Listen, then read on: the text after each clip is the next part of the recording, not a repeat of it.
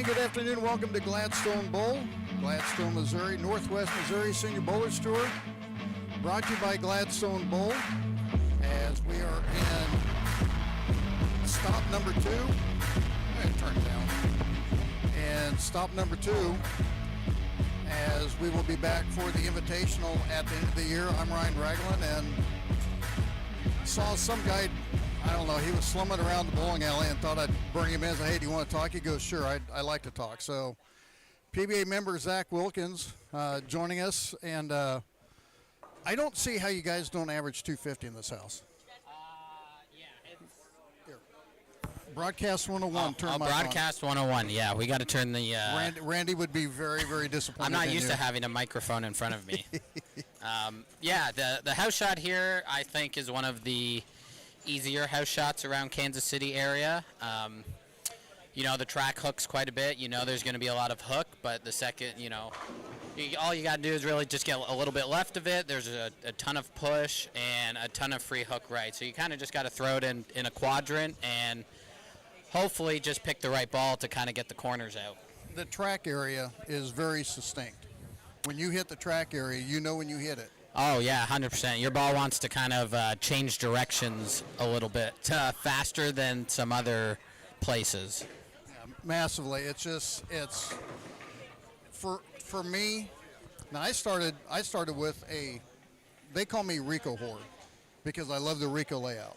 Okay. Found a physics blackout that worked out really well with that strong cover, and I'm 111 over after 4. Had a bad game 4 because I just lost my feel and everything. You don't want to make it change a ball for something you're doing wrong, even though you're changing lanes. Yeah, correct. And it was like when I got down here to 19 and 20, that for me seemed to have a little bit more push down lane compared to like 15 and 16 or wherever we were. And your instinct tells you to move right back to the friction, when in reality I needed to move left, slow down, and let the ball roll. Yeah, that's one thing about this building, and I think why you'll see in this Stepladder we got Dave Moorhead, and then even Steve Slocum. They bowl here quite a bit, so they kind of, I think, have a little bit more knowledge in regards to understanding each bowling lane in this center, especially the high end from 17 to 22. I feel like they do get tighter down lane, like you said, but I think it's mainly because the fronts hook a little bit more from 17 to 22, where you get to the low end or the middle of the house, the fronts don't hook nearly as much, so it kind of tricks you into thinking it's tighter. But being here for the last kind of 4.5 years, I've learned this, kind of all the intuities of every lane kind of in this bowling center. You already have your mental topography. Yeah, going in with it. Yeah, exactly. So, I was helping a couple of bowlers out today, just, what to expect kind of when you come to this pair or this pair. And, the trickier pairs in this bowling center are kind of where that walkway is. So 7, 8, 9, 10. Those pairs can get really tricky, especially if you don't catch them early. And I bowled on 7 and 8, and my problem was my thumb sleeve. I use thumb sleeves, oval thumb sleeves, which I just love them. The problem was I forgot to glue the front side, not just the back side. And I went to throw a 10-pin on my spare ball, and you could hear it thumping down. Yeah. And I'm not going to say that was the reason why I bowled bad. It really didn't get me out of my sink or anything, because I still threw some good balls. But it's that we go from 21, 22 to 3 and 4. Big difference. You can tell that the tightness in 3 and 4 are the lower end. We go to 7 and 8. Yeah. Not too bad, but there was a spot on 8 where if you hit it just right, someone just kicked the ball just dead left. Yeah. I do a lot of my lessons, on 7 and 8, especially lane 8. I'll always have my Torch X set up. And it's funny because the more I've set it up, I can see a little bit of the topography and how it's kind of leaned a little bit to the left. And then when I put it on lane 9, it kind of leans to the right. So that walkway does play quite an influence on how the scoring pace could be, later on. I don't think I've ever gone to a center and seen, I mean, unless you go into South Point in Vegas or something Yeah. like that, or maybe Thunderbolt where they have, they have different levels and everything else, but Correct. not when you have like a solid 24 and the front 8 are like 6 inches higher. But it's, like you said at the beginning, it's definitely one of the highest scoring houses in the KC area. Oh, I completely agree. I know one year I probably had the highest average in the state of Missouri with 250, but you'll see in this match here between these two gentlemen, I expect a pretty high scoring match. You mean The score- birthday boy? Yeah, Birthday boy it is Moorhead? Dave Moorhead's birthday today, isn't it? I did hear that. Just a little bit. But yeah, I expect this match to be anywhere from 230s to 240s. I told Dan when we moved to 19 and 20, and that's when I really had to, move left and slow down and just let the ball work.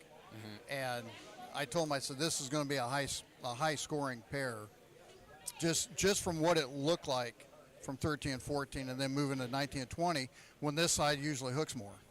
Yeah, 100%. I like Dave Moorhead in this match mainly because Well, I thought you were just saying you like Dave Moorhead, but No. He's got to me, he's got the upper hand. He's got a little bit more knowledge of this bowling center. He bowls here quite a bit with league, practices here about twice a week. But in a one-game match, anything can happen, right? well, it's interesting. Some people say house shot. It's too easy. You get 5 people on a pair, and you're bowling 7 games.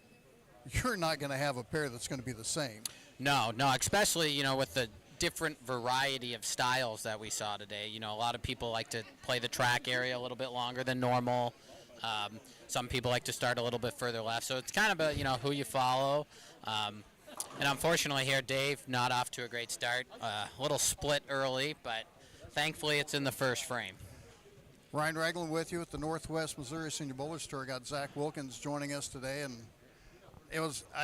I actually talked to you over at Aaron's about some equipment that I've been pretty solidly SPI, and I talked to you over at Aaron's before the KC Open about some equipment and everything, and huge thanks to Storm, Rotagrip, and 900 Global for sponsoring, but holy moly, the V1 Tour. Yeah, that new Widow Tour by Hammer is unbelievable. They've kind of, same core that you see in the Widows, but they've been able to change the dynamics of it a little bit to lower the differential, and now we can really see what this ball's capable of. And it kind of feels, because it is a little bit asim, but it's such low diff that it It's a it gets down controllable lane. ASIM down lane. Yeah, it provides that kind of benchmark shape that everyone looks for. I thoroughly enjoyed that. I've kind of ventured a little bit. And with Rothlev, with his roll, I don't want to say backspins it, but he gets his tilt up high enough where it sees the friction and it doesn't read it. Correct. Yeah, he doesn't have. He's very high tilty. Doesn't get offline very much when it comes in contact with friction, and he's off to a great start, capitalizing on that Dave Moorhead Open, as naturally, all good opponents do.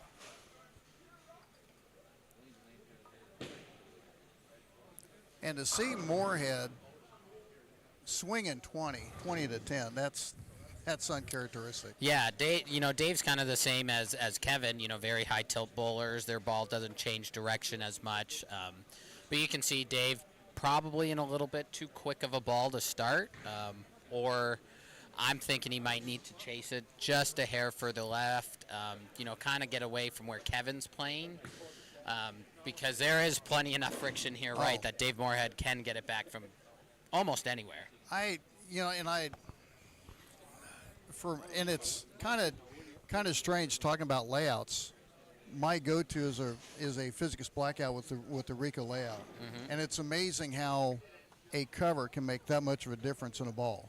I've tried Rico on some others with some strong cores, but it's like the cover stock on that overpowers the whole ball anyway. Oh, for sure. I'm all about covers and more so like if I'm looking to change the shape. There we go. Great shot by Dave. Looked like he chased it a couple of boards further left, and you can see a little bit more push there in that area.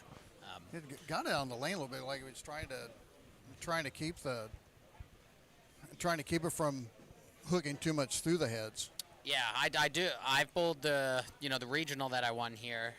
I believe 19 and 20 was the final pair, and the fronts do get a little toasty, especially on this pair. So that's something to keep an eye on, especially if we're on this pair every match. But that I'm not entirely sure.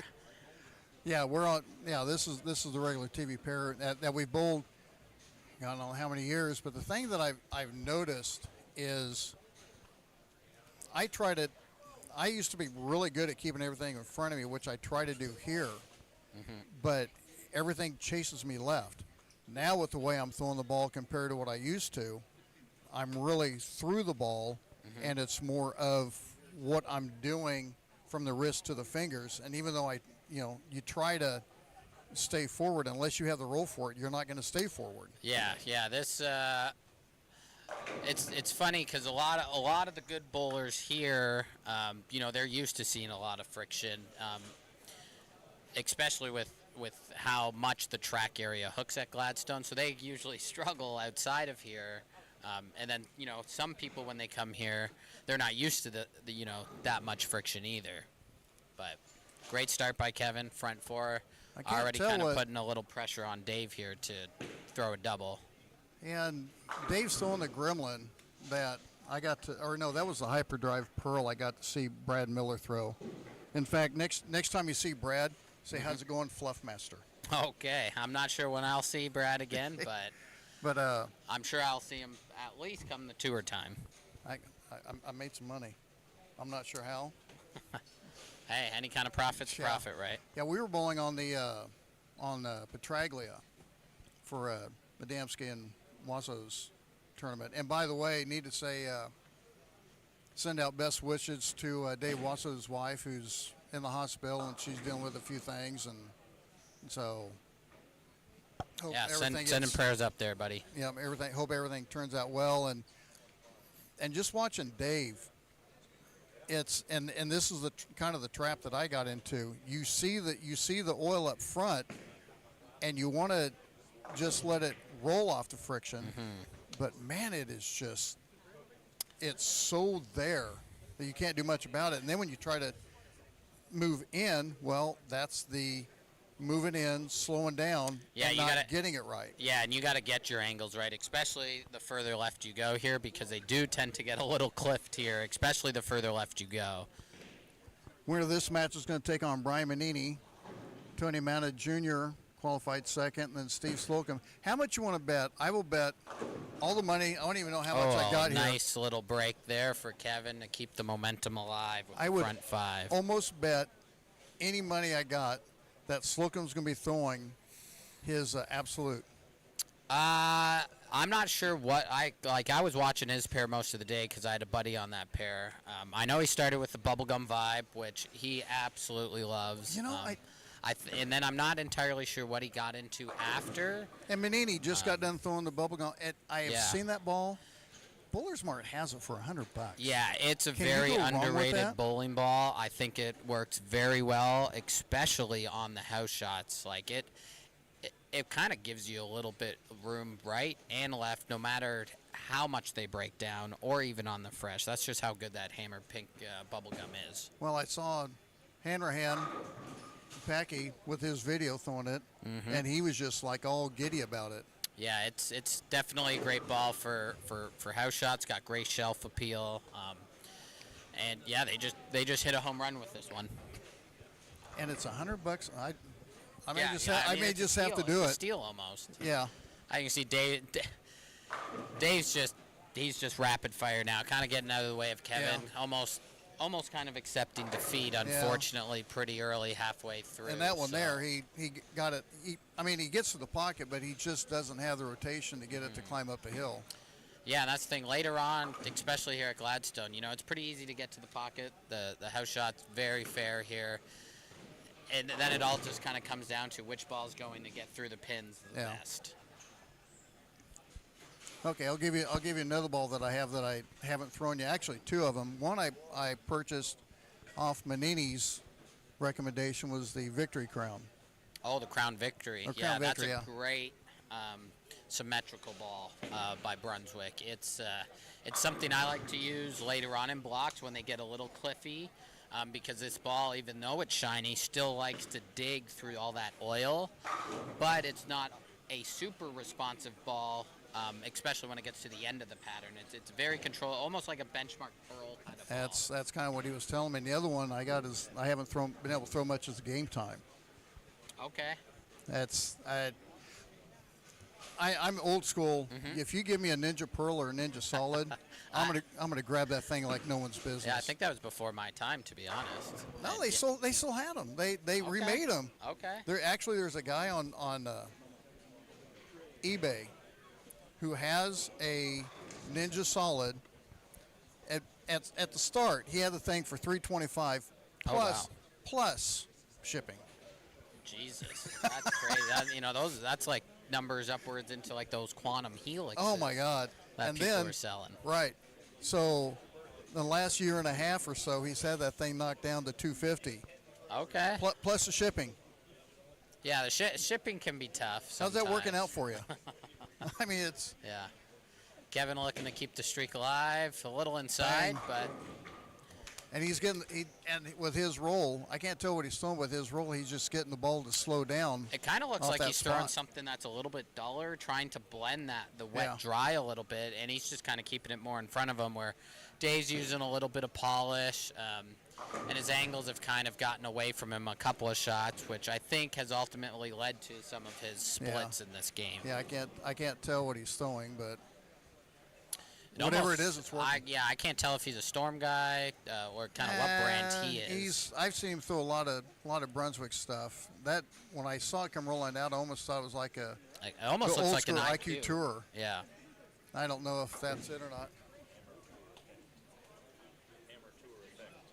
Oh, it's an effect tour. I mean, that's even better. And that ball's super blends the cliff. I just got one. Yeah, I've been using it in league here quite a bit because they've been a little crispy lately. But that effect tour really blends the wet dry here. So great choice by Kevin to throw that ball. Yeah, Dave's kind of just getting out of the way to see if Kevin can finish it. Happy frickin' birthday! You had to let a guy shoot 300 against you. Happy frickin' birthday! You're too nice, Dave. You're too nice. No. It's almost like you were wearing that Canadian shirt.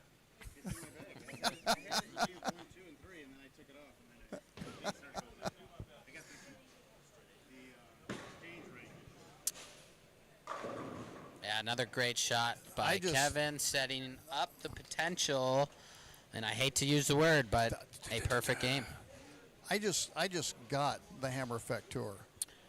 Oh my. It is really, really, really good. You can use it when you find a ball that you can use on every pattern, no matter the length, volume, whatever it may be. It holds surface well. It holds shine well. It is just a very you can do anything to this bowling ball. It will destroy a lane. Oh, it's crazy. I found that out in Manhattan last week. I had to apologize to a couple guys. We bowled double singles. And we have the front 10. Another great shot by Kevin. Bowled double singles on the same pair, and I used used the effect tour for about 4.5, 5 games. I went, sorry guys, I was scoring. It's kind of hard to pull it out of your hand. Oh yeah, I think a good symmetrical piece. Obviously the effect tour's got a little bit of asymmetry in it, but it's lower diff. But if you're looking for a symmetrical piece that's very similar shape, that New Brunswick Alert's going to be really, really good and kind of fit in the same spot that's this effect tour is going to be in. Vision of the gear core also. Yes. That we talked about it's earlier. A little right. Gets away with it for the front 11. All right. Now, has there ever been one on the live stream that you can think of? I think or is this going to be the first Fulton? one?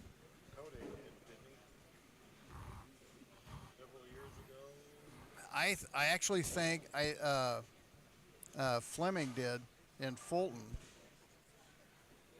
I think it was the last time we were there. Code might have.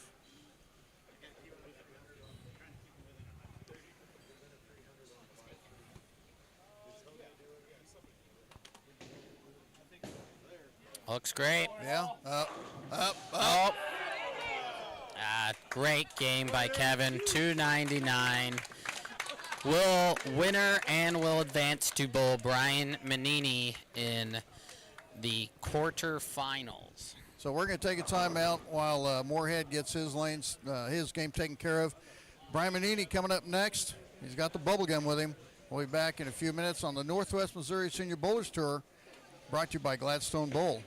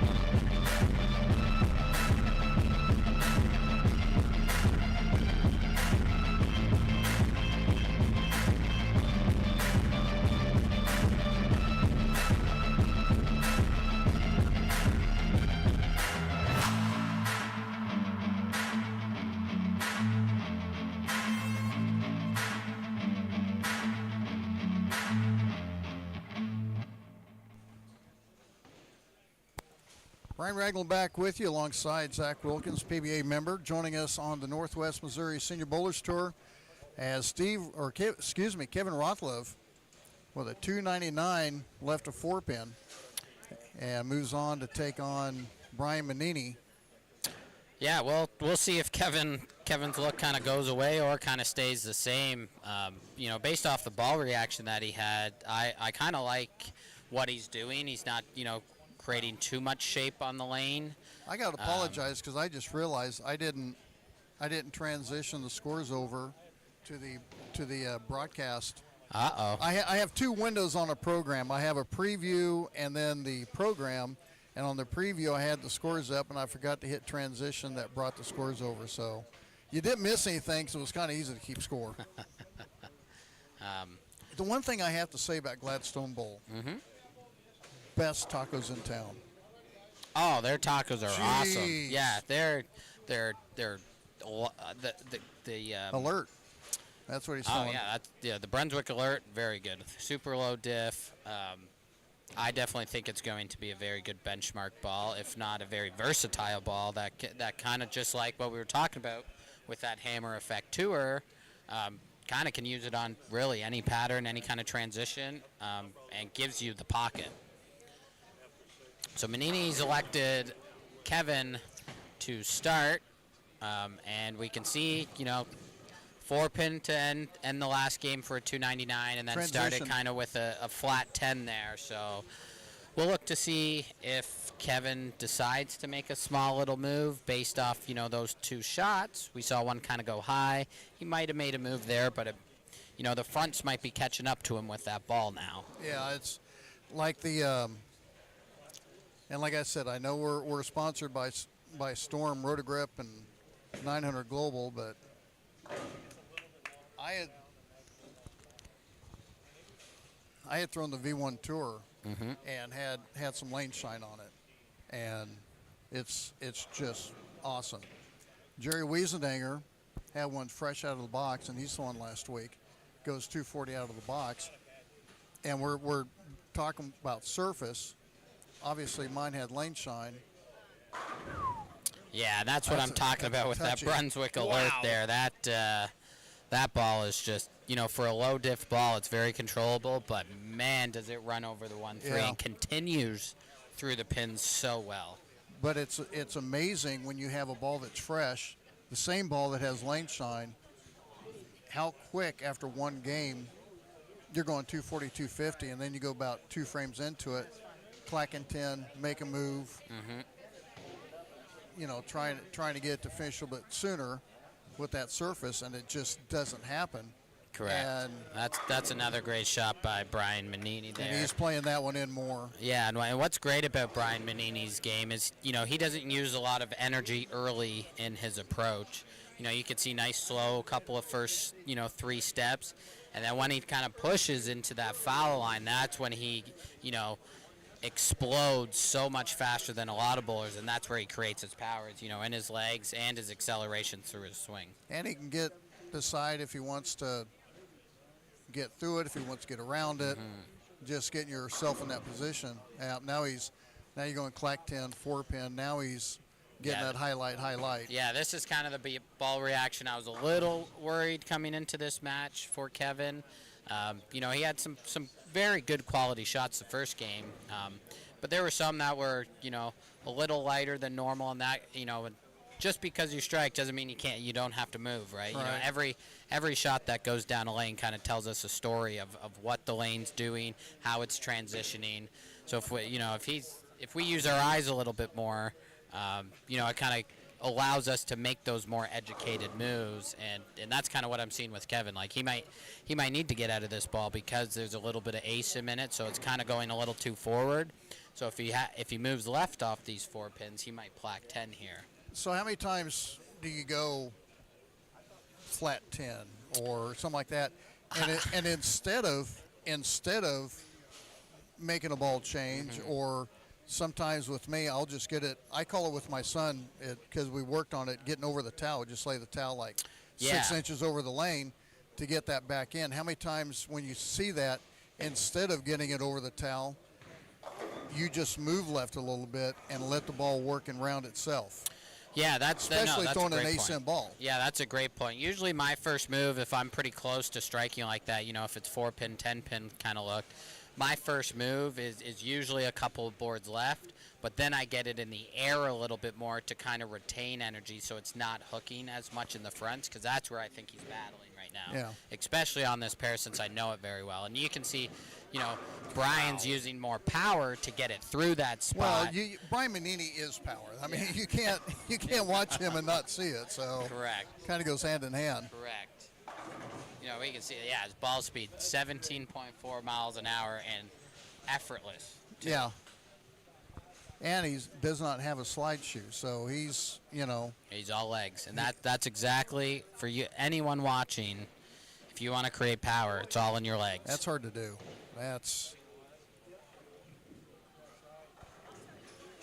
And if you want to know if you have good timing, with the location of the ball, if you can go up there with your street shoes and you can plant and throw the ball, you're in good timing. If you're behind, if your ball's like really, really early and you try to do it with shoes, it's not going to work out well. Oh, 100%. Yeah, I do a lot of coaching here, and the biggest thing a lot of people look for is, consistency and most of them just, their timing's a little bit off, or their backswing's a little bit off, and then it kind of, they start throwing with their upper body. And, if you have too much movement in your upper body, more than likely you're not repeating those movements either. So Brian Manini does that very well. Unfortunately, that was a tough break, but was fortunate to get the 10 out and not leave the 7-10. Zach Wilkins, PBA member, joining us on the broadcast. And I guess all the rage is that, it's kind of interesting, the question. I've heard Jason Belmonte's answer, but how did you come to the two-handed? Yeah, my story is a little different than his. Obviously, he grew up in the sport of bowling, as did I. But in Canada, there's a sport called 5-pin bowling. So it's kind of like duck pin bowling balls. I don't think I heard that one. But with 5 pins in a V shape. So I did that for 14 years growing up. Always wanted to be a professional bowler, but unfortunately, 5-pin bowling is strictly Canadian. However, bowling 5-pin, I did throw two-handed, kind of like I am now. So when I did convert, I did realize, oh crap, they have fingers and a thumb hole. I better learn how to do that, because with the 5-pin bowling ball, it kind of fit in the palm of your hand. So did you ever look up video of Mike Miller? I did not. I didn't know anything about 10-pin bowling. Okay. I had no idea who was good, who was not. I just, watching bowlers in my league, they were all bowling one-handed. So my very first year when I converted, that's how I bowled, was one-handed. But the weight of these bowling balls, and great shot by Kevin. Looked like he moved his eyes in a little bit and his target in there. I would say a little parallel Definitely action there. Yeah, retained energy a lot better there. But yeah, back to kind of the story of how I continued to bowl two-handed. Is the weight of these bowling balls was drastically different than the 5-pin bowling balls. So the running joke with me is like it hurt up all of my wrist. So like I couldn't hook a ball or hold on to a ball by the end of the year of my first year. So I did some research over the course of the summer break, realized that there was no rule that said you can't bowl two-handed. So I just decided to bowl the way that I've always been bowling my entire life, and didn't think, a decade later that it was going to change the game of bowling for good, because everyone nowadays is So two-handed. at what point did you start watching Belmonte? He was kind of the when he first. came on the scene, even before then, you had Osco Palermo. Yeah, Oscu, yeah. Another And great he's shot more- by Brian Manini And he's there. more of the power two-handed compared to Belmonte, where to me he's more of the finesse / power. Yeah, Oscu, very talented in his own right. Lots of power, uses his legs a lot. But where Belmo excels a little bit more, he's a little bit more versatile. He can play straight. He can take hand out of the ball. He can add more rotation. He can add more speed. Belmo's kind of the full package of a two-hander. He can do lots of different things to a bowling ball. And he was kind of like when I first started. That one got out early. Yeah, he just hasn't quite figured out that lane, and I don't think he's moved far enough left. No. And that could, a lot of people, when they get to the right lanes moving left, that ball return kind of scares them a little bit, or they get uncomfortable when they get closer, so they kind of beat up the right lane a little bit more, and they get a little bit more cliffed. But yeah, with Belmo, he was kind of the first one that always made a lot more TV shows, so when I really started looking into becoming a professional 10-pin bowler, he was definitely the one to watch.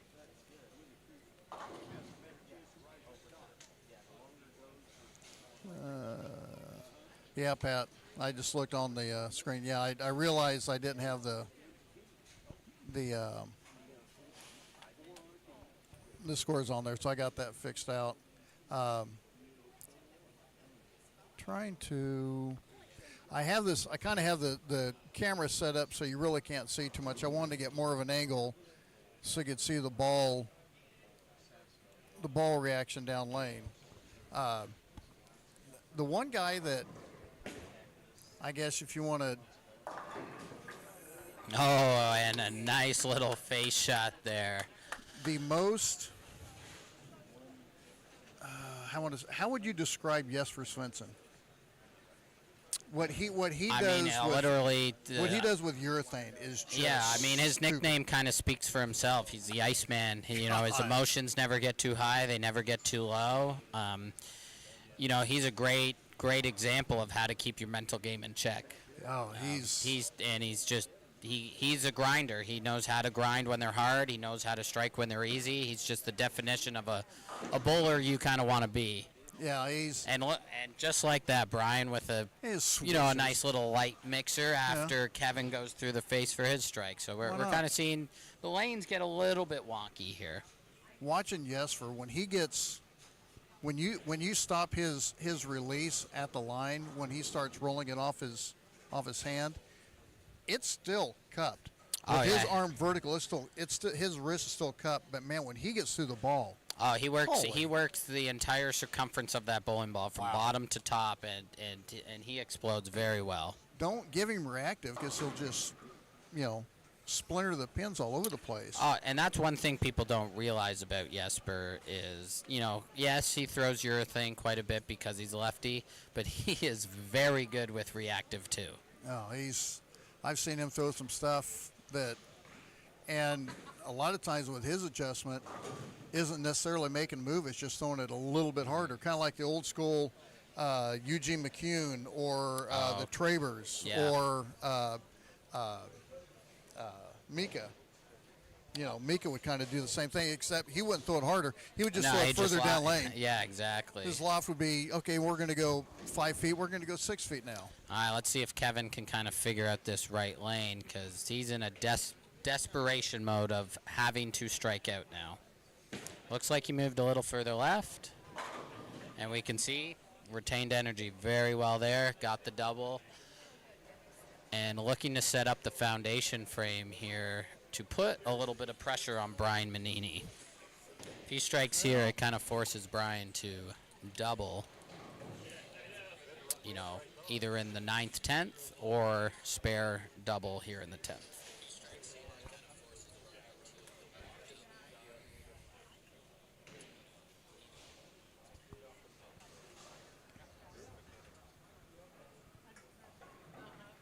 This is a very big shot by Kevin. Moved a little further left, looks pretty good. And then he got too and then steep he gets with the the angle. worst possible break for a light hit. Yeah. Kind of tripping out that 2-pin, leaving the 4 or 5, unfortunately. You want to get left to get it down lane, but if you get too steep with it, then Yeah, I think the That right puddle. lane kind of tricked him, you know, having to move further left on the left lane. You know, nonetheless, great event by Kevin. You know, Bolton 299 last game, I thought for a finishing second- here in Yeah, just 4th stay- place. But still staying clean here. 205 possibility for Kevin. yeah, just Brian, going- Brian just has to keep it between the gray boards. Yeah, he only needs, I think he only needs 2 pins here. and as deep as he is, I'm pretty Yeah. sure he can do that. Maybe more than 2 pins. 3. But yeah, I don't. Yeah, That's enough. that's a winner right there. All right, we're going to take a timeout. Let Brian and Kevin finish off the game. It's going to be Brian Manini and Tony what was Manna it, Jr. six-time Team USA member, Tony Manna Jr. Yeah, he's good. He's very good. He's made a few shows. We've watched him a few times. So we're going to take a timeout. Be back with the semifinal match with Tony Manna Jr. and Brian Manini coming up in a little bit on the Northwest Missouri Senior Bowlers Tour, brought to you by Gladstone Bowl.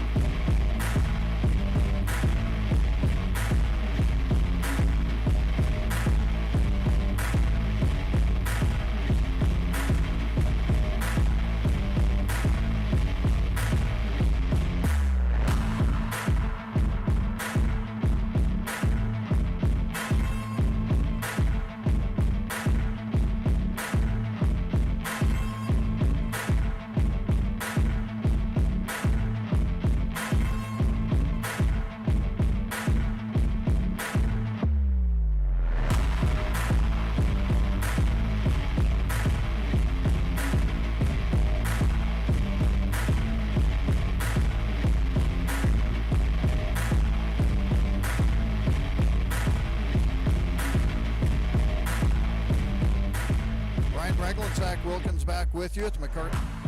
Wow, I just went into the Blazer Broadcast Network routine. You okay over there? Oh, I did the broadcast for Gardner Edgerton for 12 years, so it was the McCarthy Auto Group broadcast booth, and that was just the routine. Ryan Ragland alongside with Zach Wilkins with the, I guess we could call it, with the video broadcast brought to you by Anderson Auto Group in St. Joe. Yeah. I need to get used to that. But also the Northwest Missouri Senior Bowlers Tour brought to you by Gladstone Bowl, as we are in the semifinal match with Tony Manta Jr. and Brian Manini. And Tony has decided he likes the right lane, so he's going to start first. It kind of seems like 19's getting a little cliffy, where like, you know, you can't be too far right because then it overhooks in the friction, but the second you kind of give it away,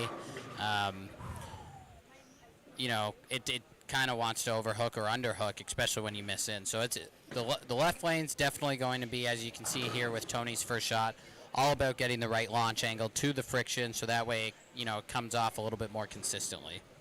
Well, Tony and I made the call. Tony's throwing the astrophysics, which is, I think it's the go to the physics, but also I'm kind of liking the physics blackout also. And Manini's leaving right where he left off. Another strike, throwing that brand new Brunswick Alert. Okay, which so here's a lot of people think is going to be ball of the year for our line. Brunswick. Yes, Brunswick. What a guy he is. Yeah, I'd love to meet him sometime. Where is that? He's a cool dude to hang out with. Where's that studio at? That they do it in the warehouse in Muskegon, Michigan. Okay, I got some friends up there. I may need to just take a trick up there. Yeah, he's a fun character. But I think another great shot by Brian. I think he might have claimed that the Alert might be ball of the year. I can't remember if it's that. No.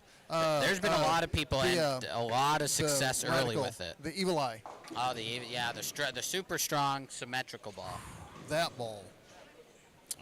That reminds me of the Stealth, when no matter how far left you went, the ball would recover.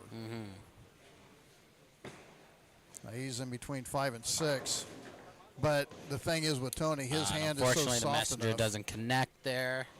So early advantage for Brian Manini, but you can't count out Tony because the man's the myth. He's a living legend. Now, right? now here's the thing. Here's the thing with Tony's MO, bowling the finals for this tournament. For whatever reason, I don't know what it is. There's like one ball that just, whatever happens, whether it's just like, don't know what happened. There's been a couple times where he's missed like a 4. I saw him miss a 4-7, and it's just like, oops.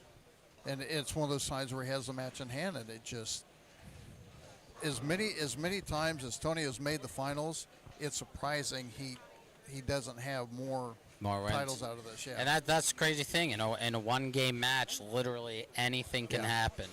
And you know, that's a little left of where he wanted it to. And you could see he kind of didn't project that one. He kind of set that down a little bit early, especially playing that far left. If you set it down early, you're going to catch a lot of that early hook that the lefties already, have. And he doesn't have the highest speed rate.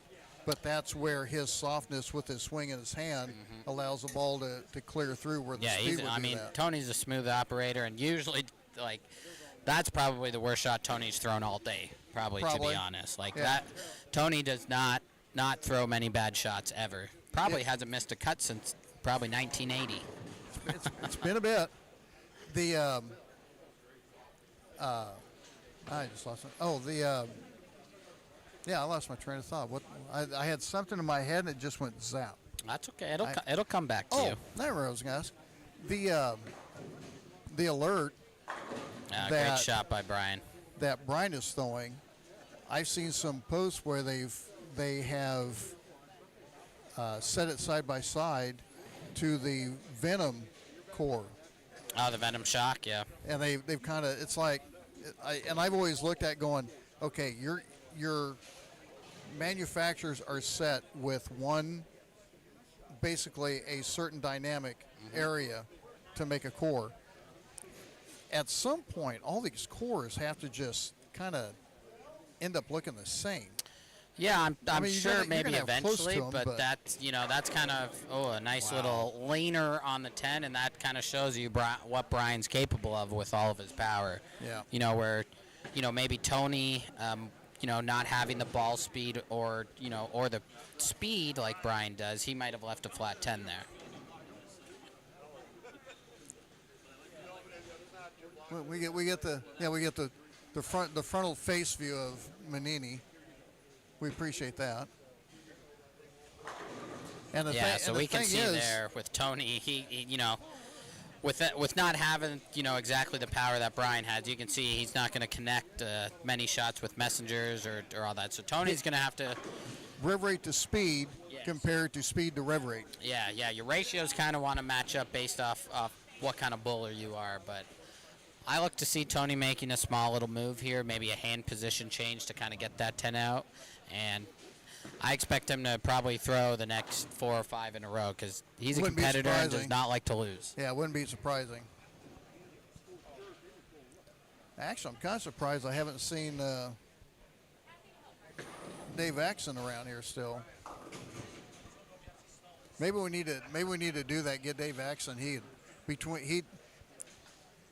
could tell stories about Tony and get Tony's wife going and get her chiming in on the chat page, which is quite interesting. But I think Dave might have taken off because he came in here yesterday, so he might have bailed early. He didn't throw the ball very well this weekend. Ah, okay. But yeah, it's the one thing I've noticed with this house is you can get to an X point. There we go. Tony waited on that one a little bit longer. Yeah. You can see he got his hand in a much better position there. Projection was much better, and you can see that went through the 1-3 10 times better than his previous 3 shots. It's interesting, at least with this house, trying to find the spot down lane and still trying not to get too steep with your angles. Correct.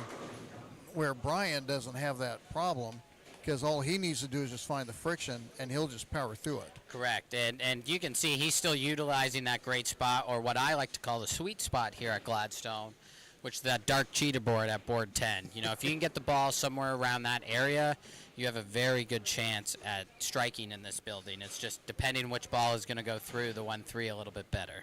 So how did you get from Canada to Kansas City, let alone Gladstone? I mean, how does that work out? Yeah, it's definitely an adventure, that's for sure, and definitely not in the right demographic area. Someone didn't just kick you in the van and say, come on, you're coming with us? No, I had some friends that followed the PBA quite religiously. Scott and Aaron Nisley, you may know them. Yeah. So I became pretty good friends with them, and I wanted to take my bowling a little bit more seriously. Because I would, I'd come bowl the PBA stuff here, have limited success, then I'd go home and work my full-time job and wouldn't practice. So I would use the PBA Tour as my practice for the year, and you just can't do that against the guys. You can't do that.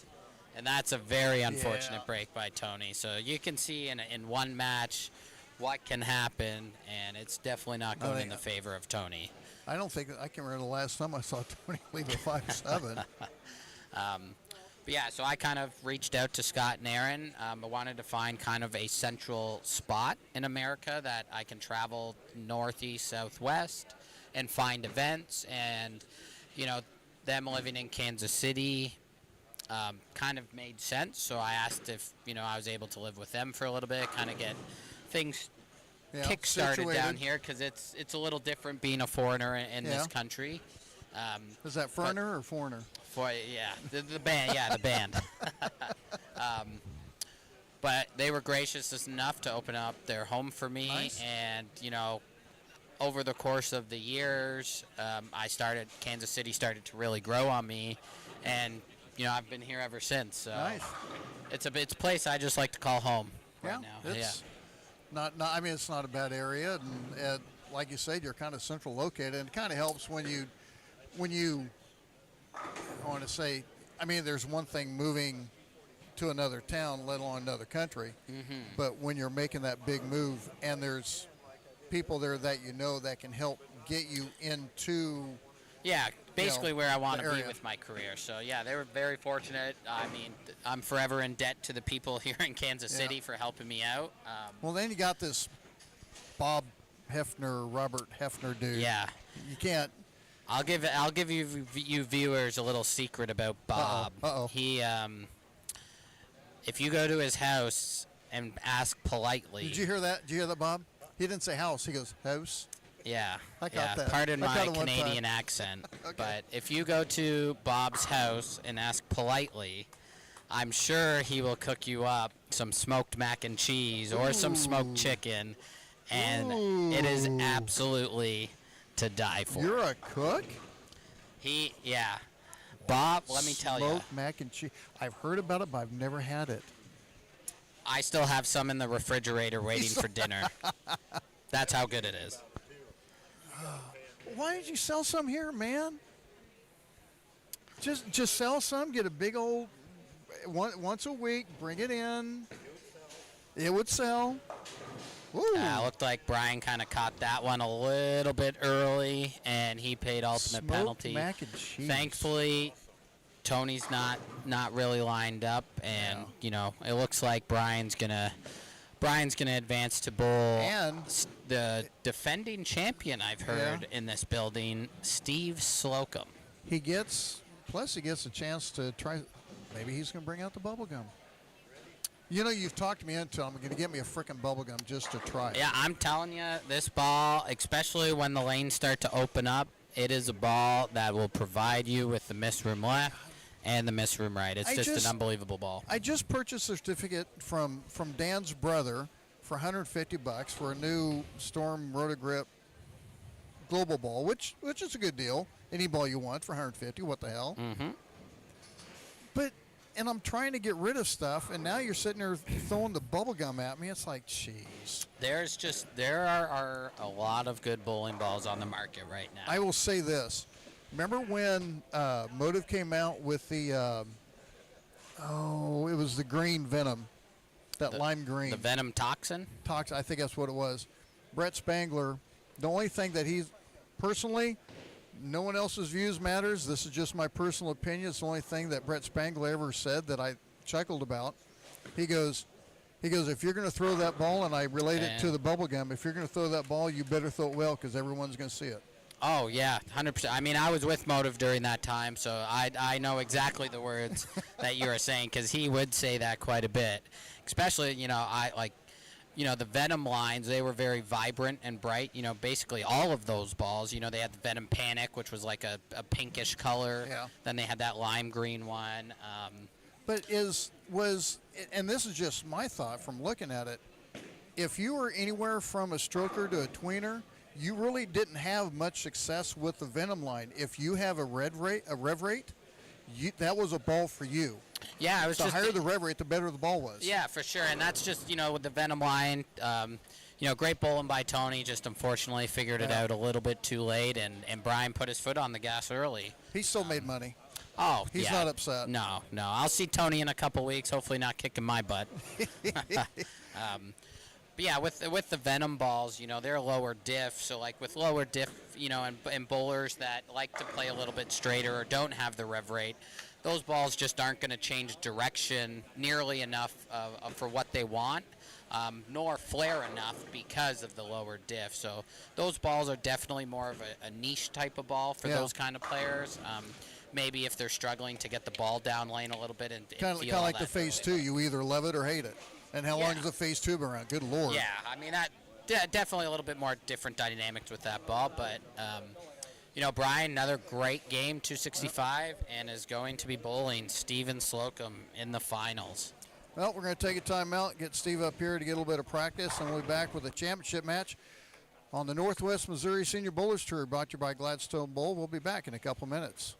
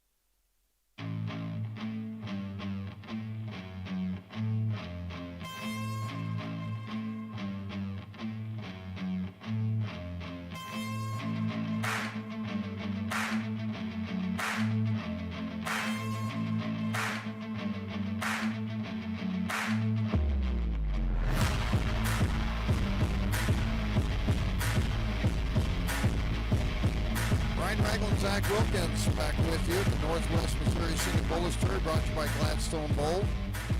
As we are in the championship match, Steve Slocum going up against Brian Manini, top seed against the number 3, and Manini's just powering through. But now we're getting to a different deal. Looks like Steve, he wants to finish on the right lane. Yeah, which I kind of agree. This left lane's getting a little funky. I think there's a lot of early hook that, especially with how far left they are. So it's all about launch angle. And Steve, with a little bit more speed, more equal to the dominance of the speed and rev rate. Yeah, Steve also doesn't like to shape the lanes nearly as much as Brian Manini does. So we'll see. Probably Steve keeping the 1-3 a little bit more in play, front to back. And I expect to see a very, very thrilling title match here. I get to a situation like this, I want to be able to play a line and keep the friction to the right in case I make the mistake right. Mm-hmm. But trying to keep the speed up so it doesn't give the ball too much time to jump off that friction. But, man, it's so hard to do that anymore. Yeah, I mean, kind of just like what bowling is. You got to hit your target, and everything's got, all the puzzle pieces have got to be put together when you throw it. So and Brian close to 25. Yeah, Brian's still in that New Brunswick alert. As you can see, the more shots that he gets on that ball, the better it kind of looks. Oh, now he's going to the... See, and this is kind of what I was saying. So it seems as Brian Manini, the more games he's got on this pair, he's starting to see how different this left lane really looks is. Like he's going to try to blend it out a little bit. And he sure as heck did with that shot. Looked unbelievable. And that was a guess. He comes walking back, kind of tilted his head like, okay, it worked. I like that. Yes, sometimes, especially when we're, changing balls or, moving our feet, sometimes they can be guesses. But, if there's education around those guesses, more than likely we're going to get close to that spot that we want to move into. Steve about right on top, but he's not quite getting it as far right as Manini, but he's throwing that Ion Pro. Yeah, we got some crowd support back here, with Daryl back here. Oh, Daryl. Daryl. Daryl and I go back, for the first time I ever met Daryl. Hey, Daryl, don't you have some lumber to go sell? No, he's retired. Go find some. Steve looking to put up a double here to kind of put a little bit of pressure early on Brian. A little left. And, yeah, that's just not going to stay right of the head pin playing that straight to the 1-3, unfortunately. Yeah, so. there's a difference between playing the pocket and forcing it in the pocket. Yeah, that shot he kind of, really forced up the lane, tried to place that one a little bit. But, let's make our spare and kind of move on from that frame. Still many frames left. Well, I'm glad that no one didn't take my bet on Slocum throwing the absolute, because that's just like, hey, Steve, where's the absolute, man? It wasn't working today. Yeah, it kind of looks like he's in. It's funny because you're seeing Brian Manini throw the Brunswick ball, then a hammer effect to her, and then we can see Steve throwing that Ion Pro. And the similarities between all three of those balls, they're all low diff. So yeah. if you guys come to Gladstone, or if you're watching and want to know another key to success here, it's the lower diff balls. They just float through all that friction a little bit easier and just store better energy. Yeah, watch what everyone's throwing. And I'll tell you what, Parker Bone, one of the class acts of the PBA in history, I even asked him the question when I lived in Wichita doing an interview, and I just saw an interview recently, and it repeated the same thing. Guy asked him, how do you know when to get out of equipment? He goes, well, number one, if what you're doing is getting you in the top of whatever, and you're matching the pace and everything, then you're doing fine. Mm-hmm. If what you're doing isn't working, probably need to move. Yeah, and a lot of people, they just love to people with power, they just love to overpower shots, and sometimes that is not the case. So, I deal with a lot of power players, And, I look to try to find more consistency with them instead of, trying to overpower. Oh, that's one kind of getting it right. Yeah, so he's kind of caught in one of those weird zones where, he's playing more front to back than he is left to right. And if if his angle's in the front, if he gets it a little too steep, he's a lot closer to the friction than Manini is. And you're going to see kind of shots like that kind of stand up a little bit quicker. Fortunately enough to only leave the 4-pin, so out of trouble. But when the friction's like sandpaper, anything is going to bounce off it. Oh, correct. But yeah, kind of going back, when you're struggling, look at what people are throwing. And that's what I told my son when he started getting into tournaments. I go, if he's, throw out a couple names, if he's bowling next to like Dylan Burns, guys like that. Yeah, Dylan Burns, that man's good. He has effortless power as well, and he uses his legs extremely well. I told him, I said, watch what, like him and some other guys, look at what they're throwing and where they're throwing it to give you an idea. A good trip on the 4-9. Maybe that's the momentum our number 1 seed Slocum needs to get back into this match. So let's see what his move is on the next couple of shots here, and hopefully he can get back in this match. That's your slap shot, Steve. Come on, man.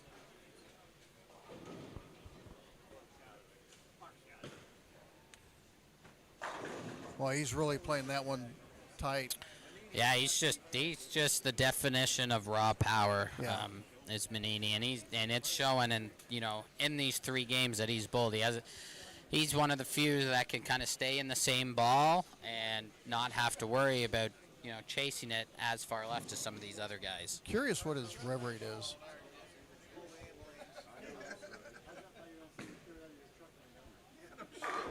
Great shot by there, not leaving any room for Steve to jump back in this match, and that's exactly what a competitor does. Explain the tour name on equipment. I've had a lot of people ask me, and I've tried to explain it to them, but explain what tour means on equipment. Like Effect Tour or like IQ Tour? IQ Tour, the Envy Tour. What does the I tour honestly label mean? couldn't tell you. I just think it's the name of the ball. I don't do as much research into a bowling ball as people think. I kind of just look at what the cover is, what the core is, and then look at the numbers. I don't really look at the name of the bowling ball because it can be any name, in my opinion. I kind of look for those numbers because that tells me, what this bowling ball is going to do, how I should drill this bowling ball. And then potentially, when I do go practice with it, where is it going to fit in my bag relation to all the other bowling balls? Like, am I going to need more surface with this ball? Am I going to have to go the other way, maybe shining it up?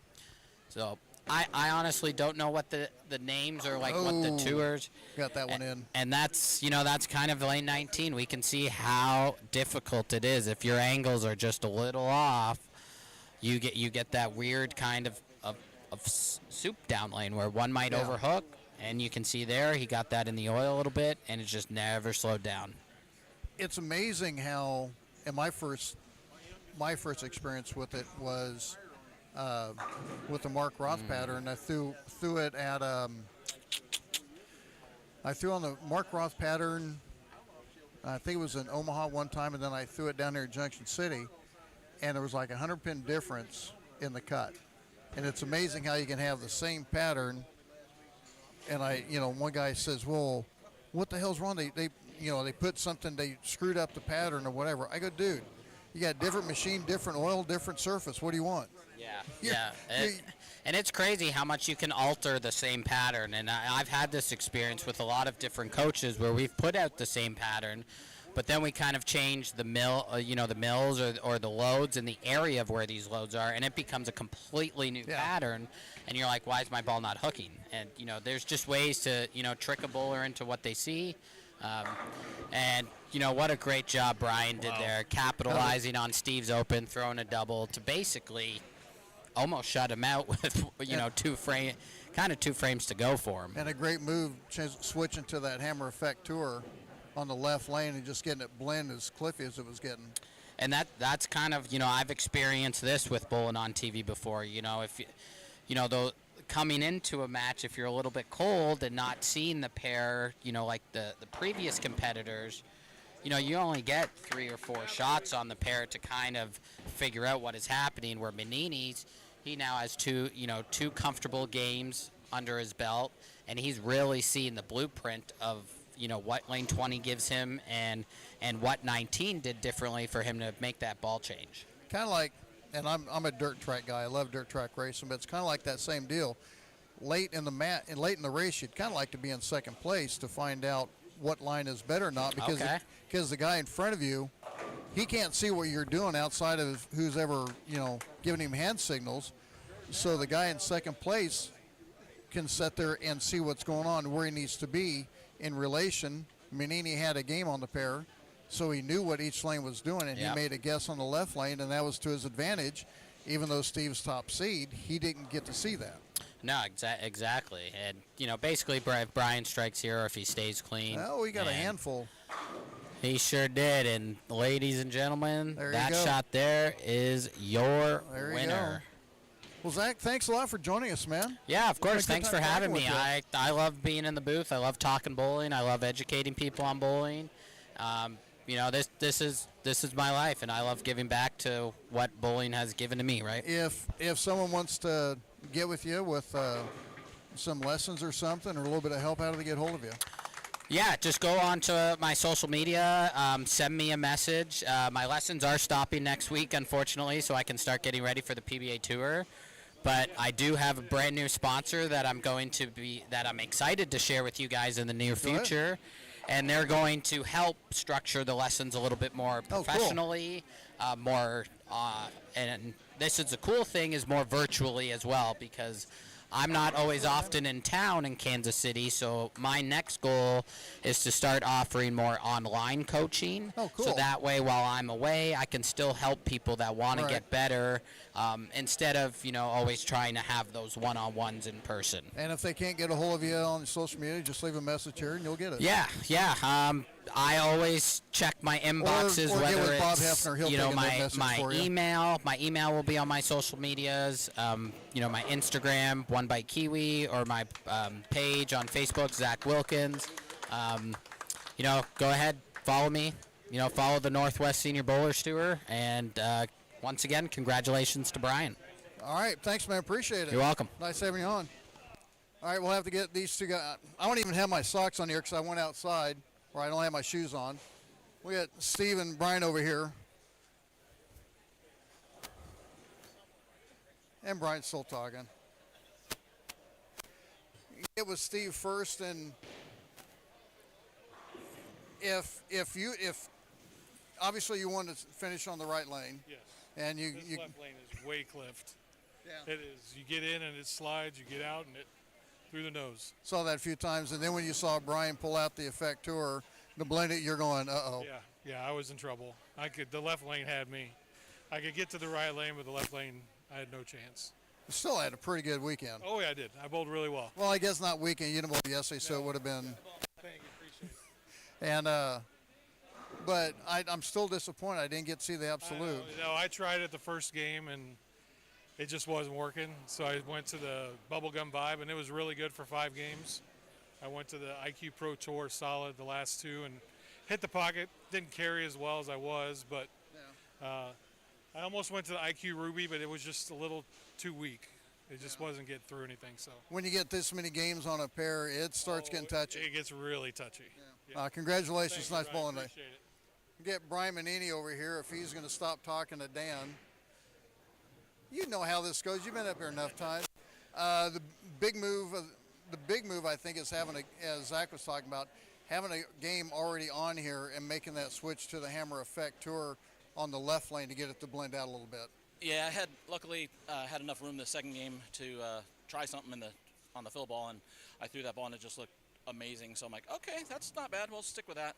So just the left lane was definitely more cliffy than the right lane, so needed something to blend it out, and that ball's a little bit better at that. And I'm still new to the alert, so I'm trying to figure all that out. So. Well, I made the comment when I bowled on this pair to Dan. I made the comment. I said, score is going to be pretty high in this pair. He goes, Brian Manini said this pair wasn't very good. No, I didn't bowl on this pair. I was 21 and 22. Oh, okay. He was talking about a different one. Okay. Yeah, 21 and 22. 21 was just hooking a ton. and 22 was hit or miss. You just didn't know. So no, this pair was probably the best pair that we bowled on. 13 and 14 was pretty good. There's just a lot of variances, weather, all that stuff, rain and temperature, humidity, all that affects everything. So it's yeah. And liking that new alert.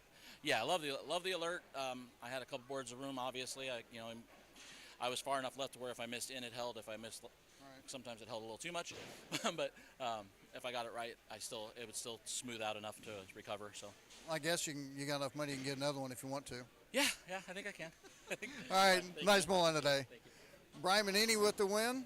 Steve Slocum coming in second, and a huge thanks to Wilkins for joining us on the show. And that's going to do it for us. Make sure you join us next month in Lawrence for the Saturday, Sunday. And I got to pull up the calendar. There we go, 22nd and 23rd in Lawrence at Royal Crest, and that's going to do it for us. Zach Wilkins, huge thanks for joining us on the broadcast. Huge thanks to everyone here for yesterday and today at Gladstone Bowl. Everything went flawless like usual, and had a great time, great turnout, full field today. I can't remember what the field size was yesterday, but still a great turnout. So huge thanks to Dan, and thanks for joining us. We will see you next month, the 22nd and 23rd in Lawrence at Royal Crest for the Northwest Missouri Senior Bowlers Tour.